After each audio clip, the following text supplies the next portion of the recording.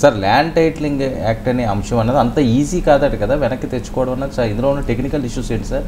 ఏమున్నది, ఏ చట్టాన్నైనా అప్పుడు అసెంబ్లీ చేసిన చట్టాన్ని ఎందుకు రద్దు చేయకూడదు? అసెంబ్లీ చేసిన చట్టం ఏ చట్టం కూడా దీనికి గ్రీన్ సిగ్నల్ ఇచ్చింది. కేంద్రం రికమెండరీ కదా. కేంద్రం ఇది నీతి ఆయోగ్ ప్రతిపాదించే చట్టం, నీతి ఆయోగ్ ప్రతిపాదించి రాష్ట్రాలకు పంపిన చట్టం. సో రాష్ట్రాలకు పంపిన చట్టం కనుక ఆంధ్రప్రదేశ్ ఇచ్చింది. ఈ చట్టాన్ని తెలుగుదేశం సమర్థించింది. అసెంబ్లీలో కేశవ్ మాట్లాడుతూ ఇది ఆస్ట్రేలియాలో ఉంది, రాజస్థాన్లో అమలు చేశారు, మహారాష్ట్రలో ప్రయత్నిస్తున్నారు, ఇది గొప్ప చట్టం, ఈ చట్టానికి మేము పూర్తిగా మద్దతు అని కేశవ్ అసెంబ్లీలో కూడా మాట్లాడాడు. ఇది ఆన్ రికార్డ్ కదా, అసెంబ్లీ రికార్డ్స్లో ఉంది. నేను ఎలక్షన్ల ముందు మాట్లాడినప్పుడు నా వీడియోలో కూడా కేశవ్ మాట్లాడింది పెట్టినది పబ్లిక్ డొమైన్లో ఉంది. మీరు యూట్యూబ్లో గుర్తొచ్చేస్తుంది. సో అందువల్ల ల్యాండ్ టైటిలింగ్ యాక్ట్ బీజేపీ తెచ్చిన చట్టం, టీడీపీ సమర్థించిన చట్టం. సరిగ్గా ఎన్నికలకు ముందు బహుశా ఏ ప్రశాంత్ కిషోర్ లాంటోడో ఏ రాబిన్ శర్మ లాంటోడో సలహా ఇచ్చింటారు. సో ఈ చట్టం పైన మనం భయాన్ని కనుక రేకెత్తిస్తే ఇది మనకు ఉపయోగపడుతుంది అని వాళ్ళు వ్యూహం చేశారు. దానికి పాస్బుక్ల మీద జగన్మోహన్ రెడ్డి ఫోటో వేసుకోవడం అనేటువంటి పని ఉపయోగపడ్డది. సో జగన్మోహన్ రెడ్డి ఫోటో వేసుకున్నాడు, రేపు ల్యాండ్ కూడా తీసుకుంటాడని. ఫోటో వేసుకోవడం తప్పే, దాంట్లో అనుమానం లేదు. కానీ ఫోటో ఉన్నంత మాత్రాన భూములు లాక్కోలేరు కదా. ఈ మాట అన్నందుకు చాలామంది కోపం వచ్చింది. ఫోటో వేసుకోవడం తప్పే, అనుమానం లేదు. కానీ ఫోటో ఉంది కదా అని చెప్పి భూములు లాక్కోగలరా? ప్రాక్టికల్గా సాధ్యం కాదు కదా. అది నీ ఆస్తిని గవర్నమెంట్ ఎట్లా లాక్కుంటే ఇష్టం వచ్చినట్టుగా అంత సులభం కాదు అది.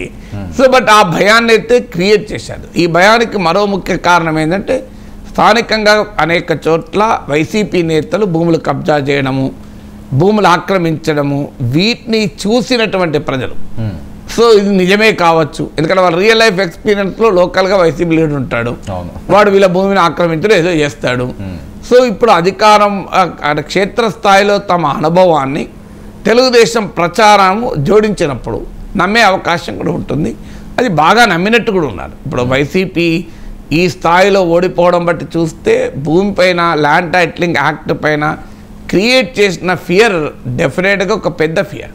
కానీ ల్యాండ్ టైటిలింగ్ యాక్ట్లో ఒక భూమి ఉన్న భూ యజమాని ఇబ్బంది పెట్టే ప్రొవిజన్ చాలా ఉన్నాయి, నేను కాదని అనను. కానీ అదే సమయంలో ఒక కంక్లూజివ్ ల్యాండ్ టైటిల్ అవసరం లేదా టీడీపీ కూడా చెప్పాలి. ఇప్పుడు ఆ చట్టాన్ని సవరించుకోవచ్చు, అవసరమైన మార్పులు చేసుకోవచ్చు. ల్యాండ్ టైటిలింగ్ యాక్ట్ ఏంటి మనకు సింపుల్గా అర్థం కావటానికి, ఇప్పుడు మీ దగ్గర నేను ల్యాండ్ కొన్నా, ల్యాండ్ కొన్నప్పుడు మనకు ల్యాండ్ రిజిస్ట్రేషన్ జరగదు. చాలామంది ల్యాండ్ రిజిస్ట్రేషన్ అనుకుంటారు, మనకు జరిగేది సేల్ డీడ్ రిజిస్ట్రేషన్. అంటే మీ మీ మీ చేతిలో ఉన్న ల్యాండ్ నాకు రాదు. అఫీషియల్గా వచ్చేది ఏంటంటే మీకు నాకు మధ్య భూమి క్రయ విక్రయాన్ని ధృవీకరించేటువంటి పత్రం సేల్ డీడ్. అంటే it only register the sale, it doesn't register the land. ఇది తేడా చాలామందికి తెలియదు. సో ఒకవేళ రేపు నేను మీ దగ్గర ల్యాండ్ కొంటాను, మీకు 50 లక్షలు ఇచ్చి నేను ల్యాండ్ కొన్నా, నేను సబ్ రిజిస్టర్ ఆఫీస్ పోతాము, మీరు అమ్ముతారు, నేను కొంటాను.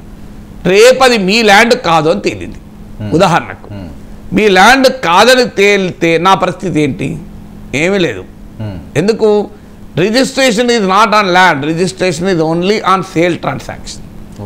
సో ఇప్పుడు కంక్లూజివ్ ల్యాండ్ టైటిలింగ్ యాక్ట్ ఏంటంటే ప్రభుత్వం బాధ్యత తీసుకోవడం. సో ఈ ల్యాండ్ ఎవరిది, వర్మదేనా అని వాళ్ళు కన్ఫర్మ్ చేసి వర్మ పేరిటున్న భూమిని నాగేశ్వర్కు బదలాయించడం. రేపు ఒకవేళ అది వర్మ పేరిట భూమి కాదు అంటే నాకు ఆటోమేటిక్గా నష్టపరిహారం ప్రభుత్వం బాధ్యత వహించాలి. సో ఇది కంక్లూజివ్ ల్యాండ్ టైటిల్ అనేది. సో నేను ఎమ్మెల్సీగా ఉన్న రోజుల్లో ఈ రెవెన్యూ స్టాండింగ్ కమిటీలో కూడా సభ్యుడిగా ఉన్నప్పుడు నేను డిమాండ్ చేశాను. వాస్తవంగా ఎందుకు డిమాండ్ చేశానంటే, ఇప్పుడు హైదరాబాద్లో నేను ఒక మిడిల్ క్లాస్ స్కూల్ టీచరు, నేను కష్టపడి సంపాదించుకొని ఒక ప్లాట్ కొనుక్కుంటాను. ఆ ప్లాటు పలానా వర్మ దగ్గర కొన్నా, అది వర్మది ప్లాటా ఇంకోరి ప్లాటా, వర్మ ఇంకోరికి అమ్మిందా, ఇవన్నీ నాకెలా తెలుస్తాయి? నువ్వు ప్రభుత్వం చెప్పాలి కదా. నేను ప్రభుత్వం 500 1000 ఛార్జ్ చేయ కావాలంటే చేసి నాకు కన్ఫర్మ్ చేసి పెట్టు ఇది వర్మదే అని. నువ్వు ఇలా పరిశ్రమల కొరకేమో ప్రభుత్వం భూములు సేకరించి ఇస్తుంది, నేను ఒక మిడిల్ క్లాస్ నా జీవితం అంతా కష్టపడి సంపాదించిన డబ్బు పెట్టి ల్యాండ్ కొన్నాక అది డబుల్ రిజిస్ట్రేషన్ అని తెలుస్తుంది. నా పరిస్థితి ఏంటి? అది మీరే మోసపోయి కొన్నారని తెలుస్తుంది. నా పరిస్థితి ఏంటి? అందువల్ల కంక్లూజివ్ ల్యాండ్ టైటిల్ ఇది ప్రోగ్రెసివ్ లెజిస్లేషన్ ఆ రకంగా. అయితే ఈ చట్టంలో ఉన్న ప్రాబ్లం ఏంటి అంటే ఏదైనా వివాదాలు ఉన్నప్పుడు ఆ భూమి యజమానికి ఒక ఈజీ రిడ్రెసల్ సిస్టమ్ ఉండాలి. అంటే తన సమస్య పరిష్కారానికి సులభమైన న్యాయమైన పద్ధతి ఉండాలి. అందువల్ల ఆ డీటెయిల్స్లో చట్టంలో లోపాలు ఉన్నమాట నిజం, దాంట్లో అనుమానమే లేదు. ఆ లోపాలని సవరించి సమీక్షించి ఒకవేళ ఇది కంక్లూజివ్ టైటిల్ ఇవ్వగలిగితే ఉపయోగం. కానీ పొలిటికల్గా వీళ్ళు తీసుకున్న స్టాండ్ ఏంటి? ఆ చట్టం వల్ల భూమి లాక్కెళ్తారు అని. అందువల్ల వాళ్ళకి ఇంకో మార్గం లేక రద్దు చేస్తున్నారు. లేకపోతే కేశవ్ లాంటి వారు ఈ చట్టం చాలా గొప్పదని అసెంబ్లీలో ఎందుకంటాడు? కేశవ్ అంత అమాయకుడా? ఆయన ఆర్థిక పరిజ్ఞానం ఉన్న వ్యక్తి, ఇప్పుడు ఫైనాన్స్ మినిస్టర్ కదా, ఏదో ఆన్ రికార్డ్ చెప్పాడు కదా, మీరు కూడా తీయచ్చు, యూట్యూబ్లో కొడితే దొరుకుతుంది. సో ల్యాండ్ టైటిలింగ్ యాక్ట్ పైన కేశవ్ ఏం మాట్లాడాడని, ఇది చాలా గొప్ప చట్టం అని క్లియర్గా మాట్లాడాడు కదా. ఇది ఆస్ట్రేలియాలో ఉంది. నేను స్టాండింగ్ కమిటీలో మాట్లాడినప్పుడు ప్రిన్సిపల్ సెక్రటరీ ఉండి ఇది ఎక్కడా లేదండి కంక్లూజివ్ టైటిల్ అన్నాడు. అయ్యా లేకపోవడం ఏంది, ఆస్ట్రేలియాలో ఉంది అని నేను ఇంటర్నేషనల్ ఎగ్జాంపుల్స్ ఇచ్చాను. నాకు ఇప్పటికీ గుర్తు అరకపూడి మోహన్ అని కరీంనగర్ జిల్లా ఎమ్మెల్యే, ఆయన రెవెన్యూ స్టాండింగ్ కమిటీ చైర్మన్ ఉండే. ఆయన నుండి ఓపెన్గా అన్నాడు, సార్ ఇది మీరు మాతో మాట్లాడినట్టు నాగేశ్వర సార్తో మాట్లాడితే కలవదు సార్. ఆయన ప్రొఫెసర్ గారు, మాకంటే మేము పబ్లిక్ లైఫ్లో ఉన్నాం, మాకంత సమయం ఉండదు ప్రతి దాన్ని ఇంత లోతుగా అధ్యయనం చేయడం. కానీ ఆయన ప్రొఫెసర్ సార్, మీకు ఆయన తెలిసినట్లేడు, అందువల్ల మీరు ఒకసారి కరెక్ట్గా అధ్యయనం చేసి చెప్పండి అన్నాడు ఆయన. అంటే అప్పుడు ఒప్పుకున్నాడు, నిజమే మీరు అన్నది ఇంటర్నేషనల్ ఎగ్జాంపుల్స్ ఉన్నాయని. సో అందువల్ల ఇంటర్నేషనల్ ఎగ్జాంపుల్స్ ఉన్నాయి. ఇప్పుడు అదే విషయం కదా అసెంబ్లీలో కేశవ్ చెప్పింది. ఆస్ట్రేలియాలో ఉంది, రాజస్థాన్లో ఉంది, మహారాష్ట్రలో కూడా ప్రస్తావించినట్టున్నాడు.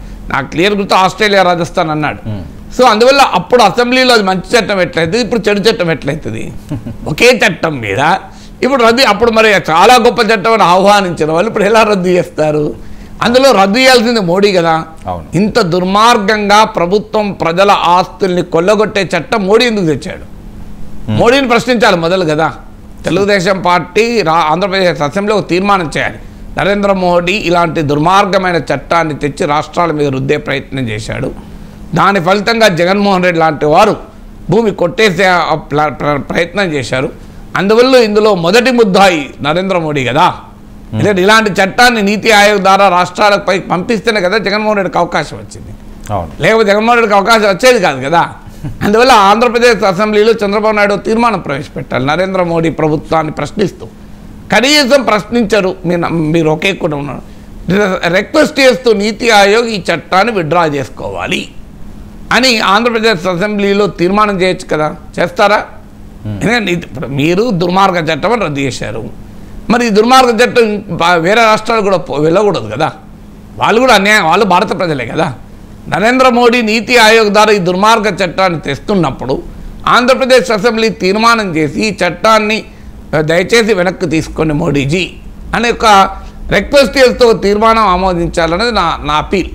ఆ రెజల్యూషన్ పాస్ చేస్తే ఆంధ్రప్రదేశ్ అసెంబ్లీ ఇలాంటి భూములు లాక్కునే చట్టం తెలుగు వారికి విముక్తి కలుగుతుంది. రేపు కన్నడ వాళ్ళకు, మరాఠా ప్రజలు, గుజరాత్ ప్రజలు కూడా విముక్తి కలగాలి కదా. సో అందువల్ల భారత ప్రజలందరికీ విముక్తి కలగాలి, ఒప్పుకుంటారా? అందువల్ల పొలిటికల్ డిసిషన్ తీసుకున్నప్పుడు ఈ ప్రశ్నలు అనివార్యంగా వస్తాయి కదా.